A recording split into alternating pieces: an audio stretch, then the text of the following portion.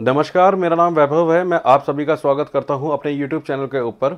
आज के टॉपिक के अंदर हम कवर कर रहे हैं विगत 3 से 4 महीने के अंदर न्यू गुड़गांव एरिया के क्षेत्र के अंदर बेहिसाब तेजी के कारण एंड यूज़र के सामने आई चुनौती और ऐसे चुनौती भरे माहौल में एंड यूज़र को क्या करना चाहिए।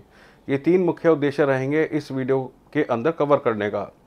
तो आइए सबसे पहले जानकारी देना चाहूँगा कि विगत 3 से 4 महीने के अंदर न्यू गुड़गांव गवाह है, जहां पर जो चीज़ें आसानी से मिल जाया करती थी, अब उनके भाव के अंदर अचानक से 30 से 40% की तेज़ी हो गई है। ये तेज़ी रुकने का नाम नहीं ले रही है और ये आगे भी अपने को दर्शाती रहेगी। इसके मूल कारणों के अंदर हम लोग कुछ रोशनी डालना चाहेंगे। सबसे पहला मूल कारण आता है सप्लाई का शॉर्ट हो जाना।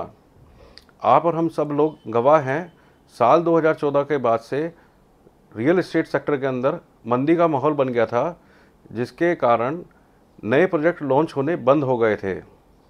इसको कुछ सहारा दिया था अफोर्डेबल हाउसिंग के लॉन्चिंग ने और दीनदयाल जन आवास योजना के प्रोजेक्ट्स ने। साथ ही कुछ चुनिंदा बिल्डर, जो स्थापित बिल्डर थे, जिन्हें लगता था कि वो माल बेच पाएंगे, उन्होंने भी बहुत सिलेक्टिव अपने एक एक दो दो प्रोजेक्ट ही इस समय में लॉन्च करे, जिसका नतीजा ये हुआ कि जो बना हुआ माल था, या तो 2014 से 2017 के अंदर जो फंसे हुए प्रोजेक्ट थे वो जैसे तैसे बने, उसने सप्लाई को संभाला हुआ था। लेकिन अब 2023 के आते आते वो जितनी भी सप्लाई थी एग्जॉस्ट हो चुकी है कि नया माल बना हुआ बाज़ार में लगभग ख़त्म सा हो गया है। जो एंड यूज़र पिछले 5 महीने या 6 महीने में किसी कारण से डिसीजन नहीं ले पाए थे, अब जब वे बाज़ार के अंदर आ रहे हैं तो वो अपने को ठगा हुआ सा महसूस कर रहे हैं, क्योंकि कीमत बढ़ने के साथ उनके पास चुनाव का विकल्प भी ख़त्म हो चुका है। किसी पर्टिकुलर प्रोजेक्ट में उनको मनपसंद किसी फ्लोर का, डायरेक्शन का अगर वो सोचते हैं तो मुझे नहीं लगता कि उन्हें कुछ चीज़ें मिल पाएंगी, क्योंकि बाज़ार के अंदर केवल रीसेल के अंदर जो माल बचा है वो 2 ही दशा में बचा है। या तो सामने वाले का ट्रांसफ़र हो गया है या वो अपने को अपग्रेड करना चाह रहा है। बाकी कोई निजी कारण से प्रॉपर्टी को इस समय बेचना नहीं चाह रहा है। ये सबसे बड़ा मूल कारण रहा जो सप्लाई का शॉर्ट हो जाना रहा।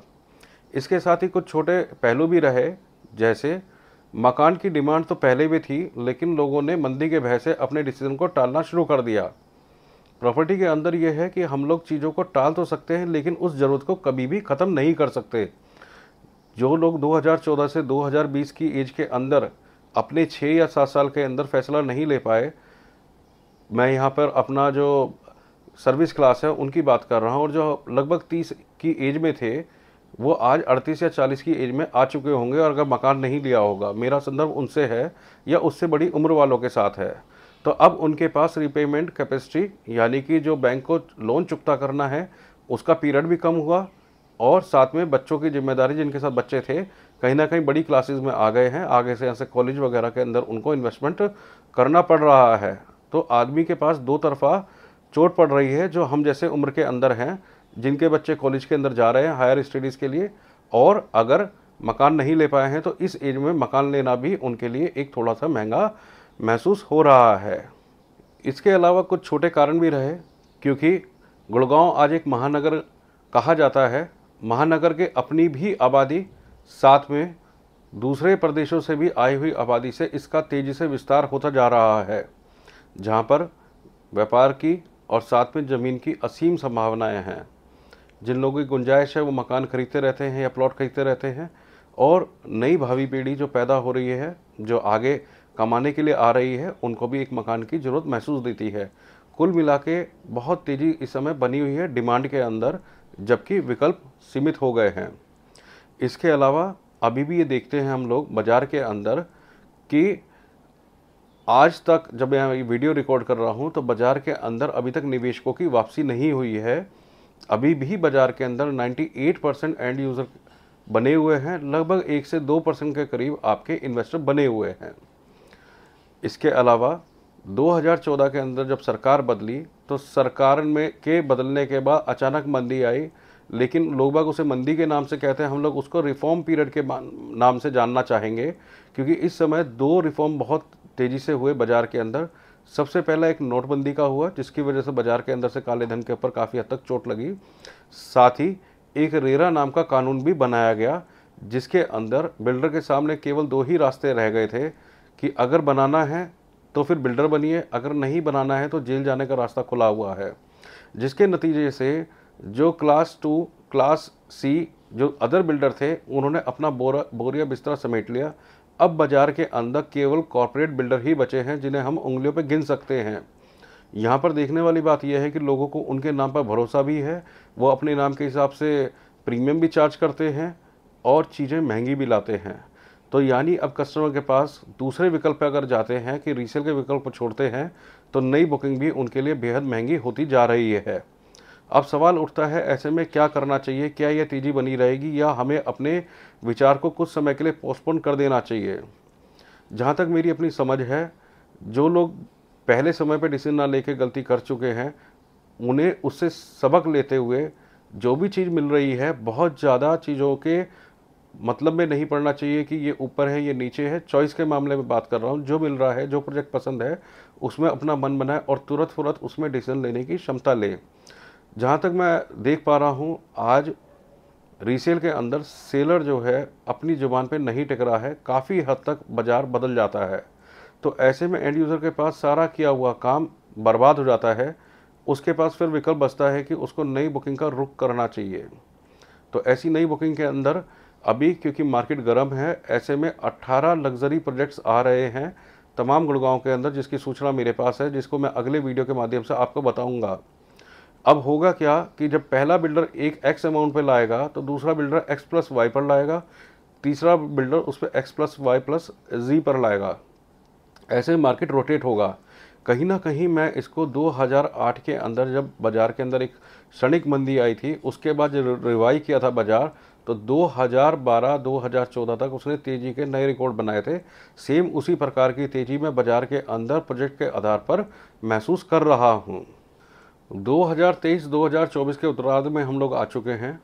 अब यहाँ से नई लॉन्चिंग का दौर शुरू होगा, क्योंकि यहाँ पर बिल्डर्स ने भी अपना मन बना लिया है कि super luxury, ultra luxury projects को ही लॉन्च करेंगे। यानी कि अब न्यू गुड़गांव जैसे क्षेत्र में भी 12 से 14 हज़ार रुपये फुट के रेट की बात होने लगी है और कुछ बिल्डर इससे भी ऊपर की बात कर रहे हैं।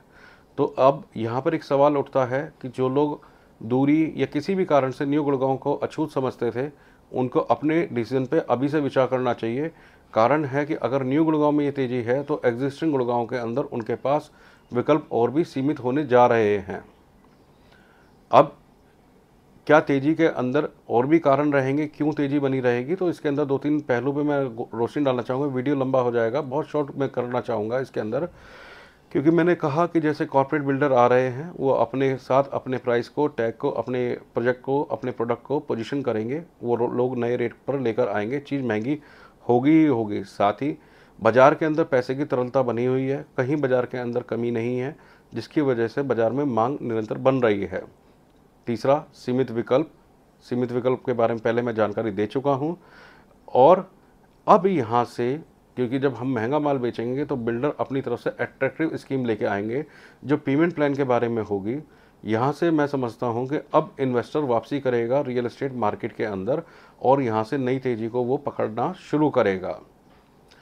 अब ऐसे में सवाल उठता है कि ये सारी चुनौतियाँ हो गई, तेज़ी भी हो गई। अब ऐसे में अगर एक एंड यूज़र है, एक घर खरीदार है, उसे क्या करना चाहिए?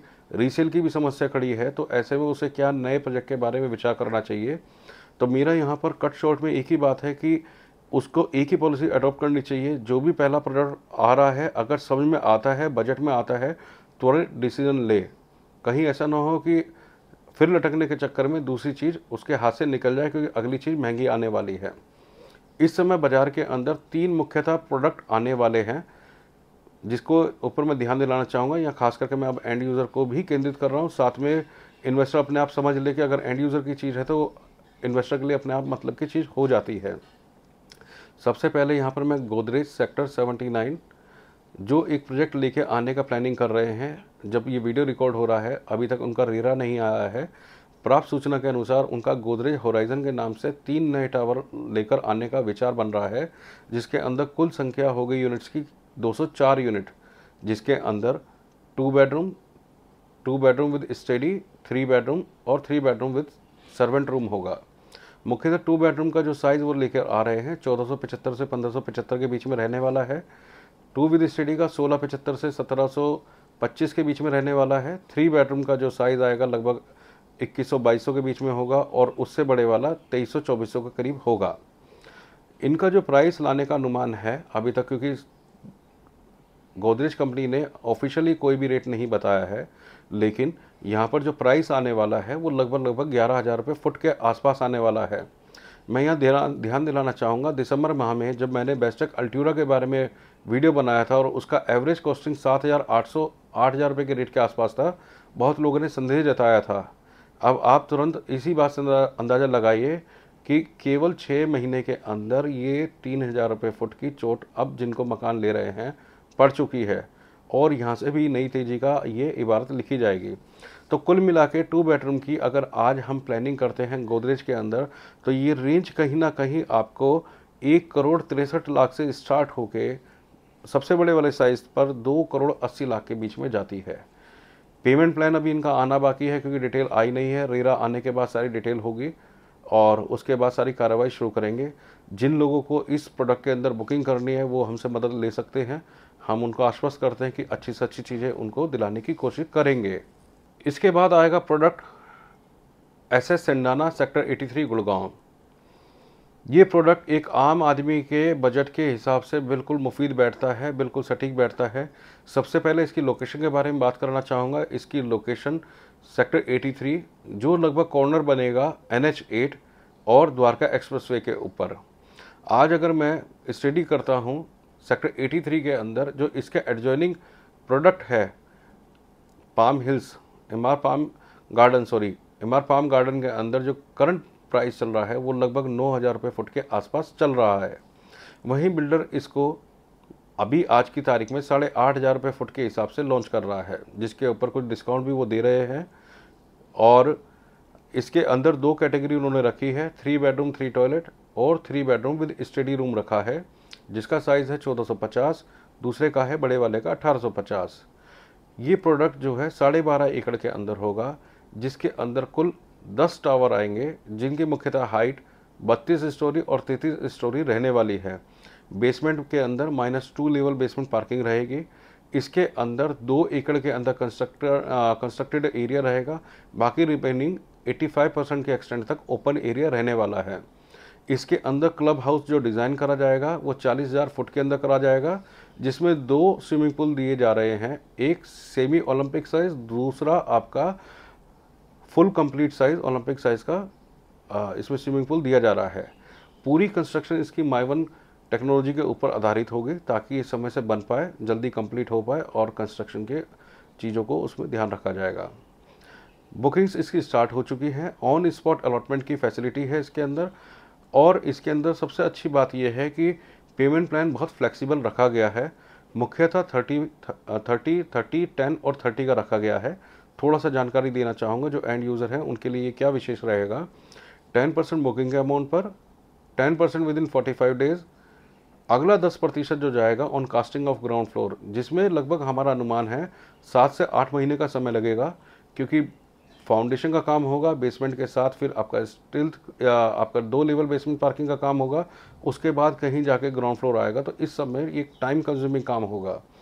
उसके बाद अगली पेमेंट 30% जाएगी सुपर स्ट्रक्चर कंप्लीट होने के बाद, जिसमें मुख्यतः 2.5 साल से 3 साल का टाइम लगना चाहिए, क्योंकि 32 स्टोरी बिल्डिंग है तो इतना लगना चाहिए। तो अगली पेमेंट अगर कोई निवेश के हिसाब से भी देख रहा है, 2.5 से 3 साल का टाइम उसको मिलेगा पेमेंट करने के बाद।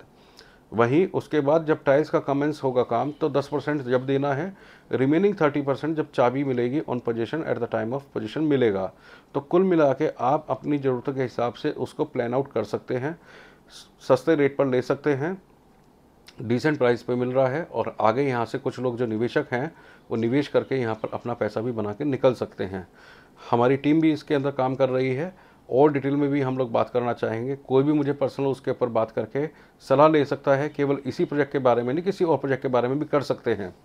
अब ये तीसरा प्रोजेक्ट मैं इसी के बारे में बात करना चाह रहा हूँ। ये अल्ट्रा लग्जरी प्रोजेक्ट कंपनी बनाने की कोशिश कर रही है।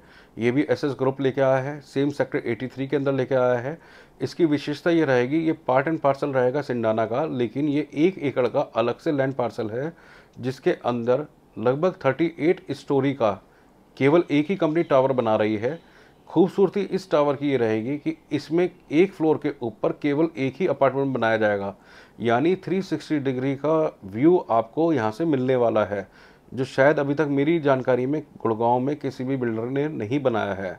इसका साइज़ लगभग 5800 स्क्वायर फीट के आसपास होने वाला है।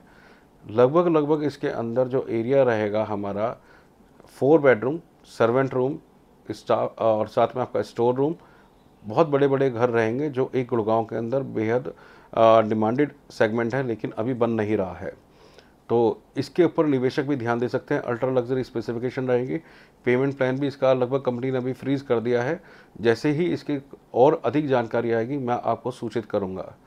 तो एंड यूज़र के लिए वापस लौटता हूं। एंड यूज़र के लिए वर्तमान में 2 चीज़ें हैं। गोदरेज के प्रोडक्ट के ऊपर भरोसा कर सकते हैं, गोदरेज पे जाएं। दूसरा प्रोडक्ट अगर वो देखना चाहते हैं अपने लिमिटेड बजट के अंदर, तो एसएस सिंडाना को कंसिडर करें।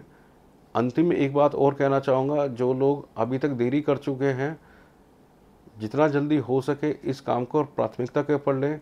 एंड ऑफ द डे, क्योंकि कंपनी इसके ऊपर जो इनॉग्रल डिस्काउंट दे रही है वो वेव ऑफ कर देगी, उसकी भी चोट आप ही को पड़नी है। दूसरा, कंपनी ने केवल 3 टावर खोले हैं बुकिंग के लिए, तो ऑन स्पॉट अलॉटमेंट के अंदर होने पर फिर चॉइसेस भी अभी कंपनी के पास अवेलेबल हैं। धीरे धीरे वो भी सिकुड़ती जाएगी। अगले जो 3 टावर आएंगे वो और महंगे रेट पर आएंगे। मैं वीडियो को यहीं समाप्त करता हूँ।